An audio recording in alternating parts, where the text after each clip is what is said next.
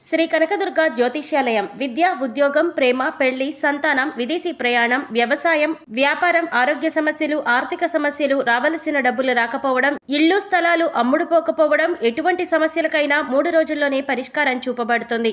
స్త్రీ పురుష వశీకరణ ప్రత్యేకంగా 100% చేయబడును. మీ ముఖము, ఫోటో, చెయ్యి, పేరు, వయసు, గోత్రం వాట్సాప్ చేయండి. గురూజీ విష్ణుదత్త. Cell number 7204956811. ఓం శ్రీ మాత్రే నమః. ఛానల్లోకి స్వాగతమండి. వృషభ రాశి వారి ఇంటికి ఒక దేవుడు రాబోతున్నాడు. అయితే ఆ దేవుడు ఎవరు, ఎందుకు వస్తున్నాడు, ఆ దేవుడి అనుగ్రహం కోసం మీరు ఏం చేయాలి, అసలు మీ చుట్టూ దేవుడు తిరుగుతున్నాడు అనటానికి సంకేతాలేంటి, అలాగే ఈ నెల 26వ తేదీన మీకు ఏం జరగబోతోంది అనే ఆసక్తికరమైన విషయాలన్నీ కూడా ఈ వీడియోలో మనం వివరంగా తెలుసుకుందాం. కానీ అంతకంటే ముందుగా మీరు కనుక మన ఛానల్ని ఇప్పటివరకు సబ్స్క్రైబ్ చేసుకోకపోతే సబ్స్క్రైబ్ చేసుకుని పక్కనే ఉన్న బెల్ ఐకాన్ నొక్కి ఆల్ సెలెక్ట్ చేసుకుంటే మేము ఇలాంటి వీడియోస్ అప్లోడ్ చేయగానే ముందుగా మీకు నోటిఫికేషన్ వస్తుంది. అలాగే వీడియో నచ్చినట్లయితే లైక్ చేయడం మర్చిపోకండి. ఇక వివరాల్లోకి వెళ్ళిపోతే, ఈ రాశివారి చుట్టూ ఏ దేవుడు రాబోతున్నాడు అనే విషయాన్ని తెలుసుకోబోయే ముందు మీరు జీవితంలో కొన్ని విషయాలను నిర్లక్ష్యం చేయకూడదు. ఇలా చేసినట్లయితే కనుక జీవితంలో ఎన్నో కష్టాలను, నష్టాలను ఎదుర్కోవలసి ఉంటుంది.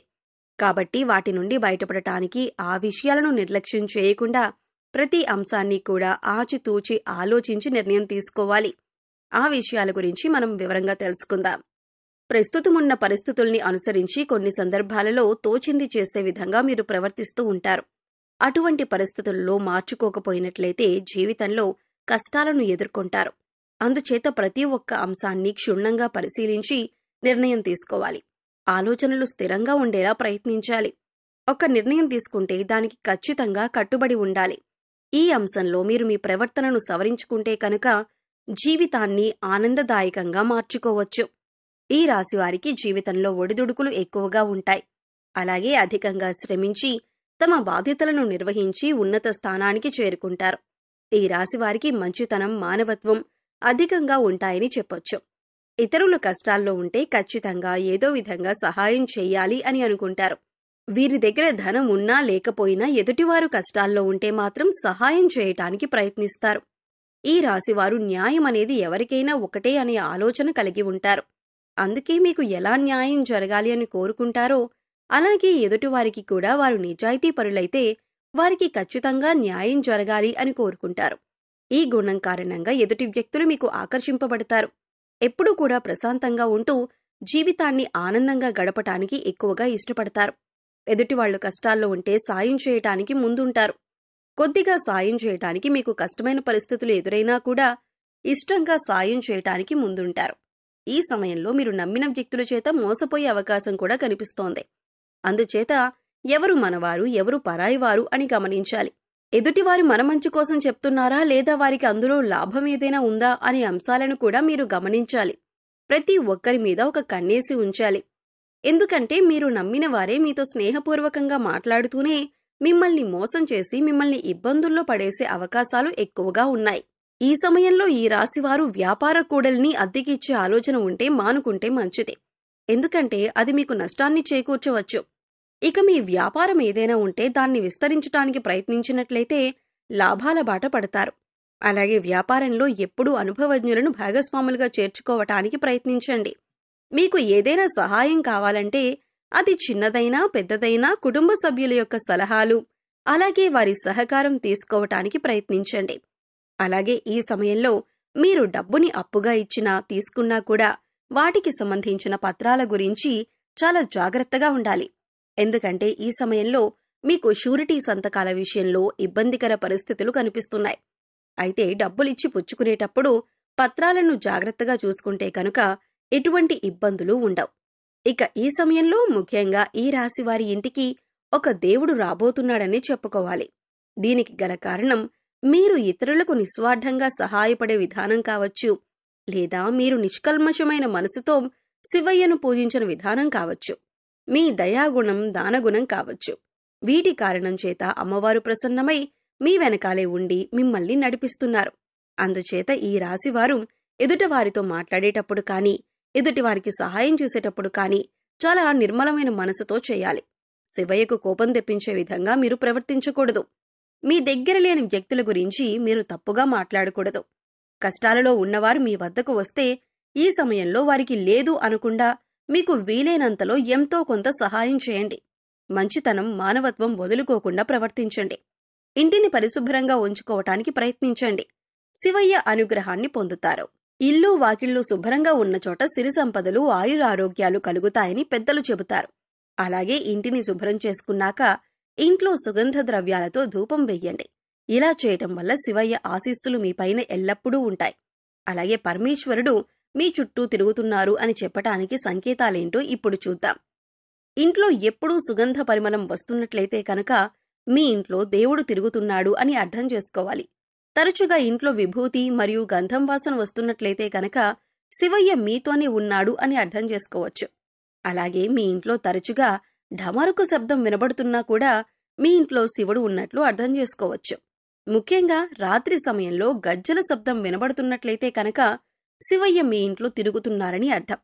మనసు ప్రశాంతంగా ఉన్నట్లయితే కనుక శివుడు మీ వెనకాలే ఉండి మిమ్మల్ని అనుగ్రహిస్తాడు అని చెప్పుకోవచ్చు. ఎందుకంటే కొన్ని సందర్భాలలో కొంతమందిని చూసినట్లయితే ఎటువంటి ఇబ్బందులు, కష్టాలు లేకపోయినా మనసు మాత్రం ఆందోళన పడుతూ ఉంటుంది.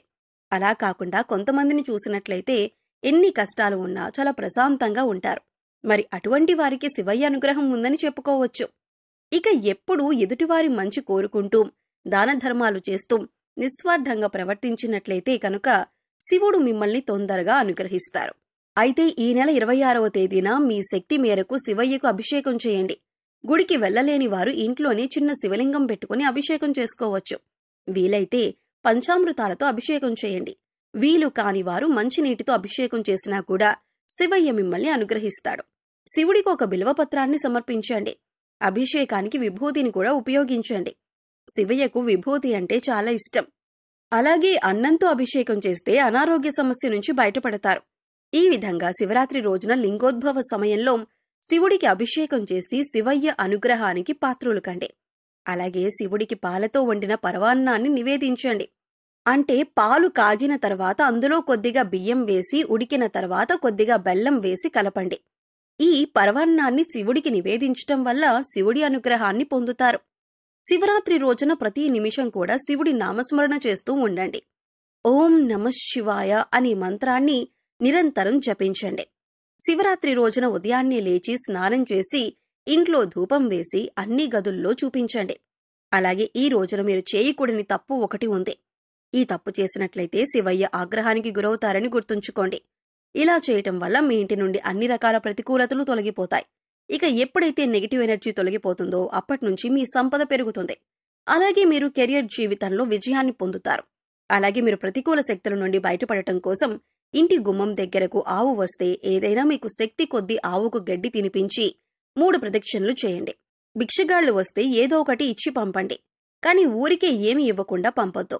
వారానికి 3 సార్లైనా సాయం సంధ్యా సమయాల్లో ఇంట్లో, వ్యాపార సంస్థల్లో ధూపం తప్పక వేయండి. అలాగే మీ వాహనాలకు నిమ్మకాయ దండను కట్టండి. ఈ రోజుల్లో మద్య మాంసాలకు దూరంగా ఉండండి. ఎవరిని దూషించకండి. ఇలా చేయటం వల్ల మీరు చిక్కుల్లో పడే అవకాశం ఉంటుంది. మీ చుట్టూ శివయ్య తిరుగుతున్నారు అనే విషయాన్ని గుర్తుంచుకోండి. ప్రతిరోజు దీపారాధన చేయండి. మీ ఇష్టదైవ నామస్మరణ చేస్తూ ఉండండి. రోజుకొకసారైనా లింగాష్టకం కానీ లేదా శివుడికి సంబంధించిన ఏ స్తోత్రమైనా చదువుకోవటానికి ప్రయత్నించండి. చదవటానికి వీలు కాకపోతే కనీసం వినటానికి ప్రయత్నించండి. అలా చేయటం వల్ల శివయ్య కరుణా కటాక్షాలతో అద్భుతమైన ఫలితాలను పొందుతారు. సో చూశారు కదండి, వృషభరాశి వారి ఇంటికి ఏ దేవుడు రాబోతున్నాడు, అలాగే మీ చుట్టూ ఉన్న దేవుణ్ణి ఏ విధంగా గుర్తించాలి, ఆ దేవుణ్ణి ప్రసన్నం చేసుకోవటం కోసం మీరు ఏ పనులు చేయాలి అనే అంశాలను ఈ వీడియోలో మనం వివరంగా తెలుసుకున్నాం కదా. ఈ వీడియో మీకు నచ్చినట్లయితే లైక్ చేయండి. మీ ఫ్రెండ్స్ అండ్ ఫ్యామిలీ మెంబర్స్లో ఎవరైనా వృషభరాశి వారు ఉన్నట్లయితే వారితో ఈ వీడియోను షేర్ చేసుకోవడం మర్చిపోవద్దు. అలాగే ఇప్పటివరకు మన ఛానల్ కనుక సబ్స్క్రైబ్ చేసుకోకపోతే సబ్స్క్రైబ్ చేసుకుని పక్కనే ఉన్న బెల్ ఐకాన్ నొక్కి ఆల్ సెలెక్ట్ చేసుకుంటే మేము ఇలాంటి వీడియోస్ అప్లోడ్ చేయగానే ముందుగా మీకు నోటిఫికేషన్ వస్తుంది. మరో చక్కటి వీడియోతో మళ్ళీ కలుద్దామండి. ఓం శ్రీమాత్రే నమః.